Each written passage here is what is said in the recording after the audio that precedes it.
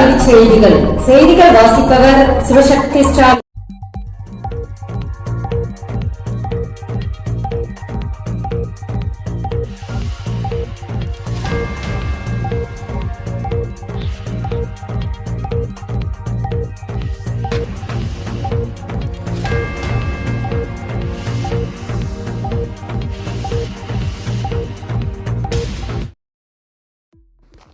அரசு பள்ளிகளில் அக்டோபர் 14 முதல் 16 வரை குறுவல அளவிலான கலைத்திருவிழா போட்டிகள். அரசு பள்ளிகளில் குறுவல அளவிலான கலைத்திருவிழா போட்டிகள் அக்டோபர் 14 முதல் 16ஆம் தேதி வரை நடத்தப்பட உள்ளது. முதுநிலை மருத்துவ படிப்புகள் தொடங்க விண்ணப்பிக்க அழைப்பு. தேசிய மருத்துவ ஆணையம் அறிவிப்பு.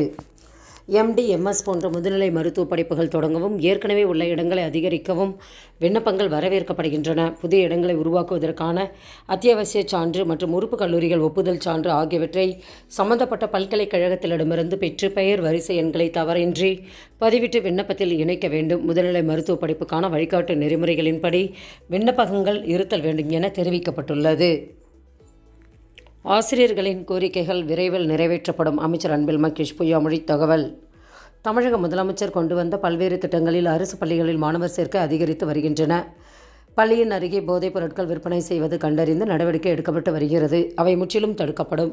அரசு பள்ளி மாணவர்களுக்கு தேர்தல் முறையில் தலைமை பண்பை வளர்க்கின்ற விதமாக மாதிரி சட்டமன்றம், மாதிரி நாடாளுமன்றம் ஒவ்வொரு பள்ளிக்கும் கொண்டு வந்து விழிப்புணர்வு ஏற்படுத்தப்படும். பள்ளிக்கல்வித்துறையின் கீழ் பணிபுரிபவர்கள் மீது புகார்கள் வந்தால் அவற்றில் உண்மைத்தன்மை இருக்கின்ற பட்சத்தில் அவர்கள் மீது நடவடிக்கை எடுக்கப்படும் எனவும் தெரிவித்துள்ளார். மேலும் ஆசிரியர்களின் கோரிக்கைகள் விரைவில் நிறைவேற்றப்படும் எனவும் தெரிவித்துள்ளார்.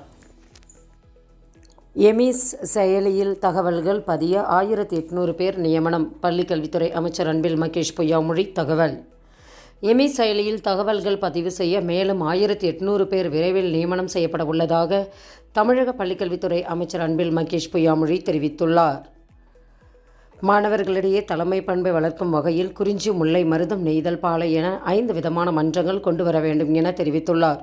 ஆசிரியர் பணிச்சுமை குறையும். திருச்சி மாவட்டத்தில் எமிஸ் செயலியில் தகவல்களை பதிவேற்றம் செய்ய 149 பேர் நியமிக்கப்பட்டுள்ளனர். இவர்களுக்கு 1114 பள்ளிகளின் தகவல்களை பதிவு செய்யவும் பணி ஒதுக்கப்பட்டுள்ளது குறிப்பிடத்தக்கது. மேலும் இன்னும் பல பணிகள் நிரப்பப்படும் எனவும் தெரிவித்துள்ளார். இந்திய இலங்கை மாணவர்கள் இணைந்து தயாரிக்கும் செயற்கைக்கோள். சென்னையில் புரிந்துணர்வு ஒப்பந்தம். இந்திய இலங்கையைச் சேர்ந்த பள்ளி கல்லூரி மாணவர்கள் பங்களிப்பில் செயற்கைக்கோள் தயாரிப்பதற்கான புரிந்துணர்வு ஒப்பந்தம் சென்னையில் கையெழுத்தாகின. இலங்கையின் வடக்கு பகுதியில் உள்ள பள்ளி கல்லூரி மாணவர்களிடம் விண்வெளி ஆய்வுத்திறன்கள் வளர்ப்பதற்கு இலங்கை தகவல் தொழில்நுட்ப நிறுவனம் முடிவு செய்துள்ளது. இந்நிகழ்ச்சியில் SLIIT நிறுவனத்தின் தலைவர் இண்டி பத்மாதன், ஸ்பேஸ் கிட்ஸ் இந்தியா அமைப்பின் நிறுவனர் போன்றோர் பலர் கலந்து கொண்டனர். செயற்கைக்கோள் வளிமண்டல ஆய்வு தகவல் தொடர்புக்கு பயன்படுத்தப்படும் எனவும் தெரிவித்துள்ளனர். மேலும் இந்திய இலங்கை மாணவர்கள் இணைந்து தயாரிக்கும் செயற்கைக்கோள் புரிந்துணர்வு ஒப்பந்தம் கையெழுத்தாகியது. செய்திகள் நிறைவடைந்தன. வணக்கம்.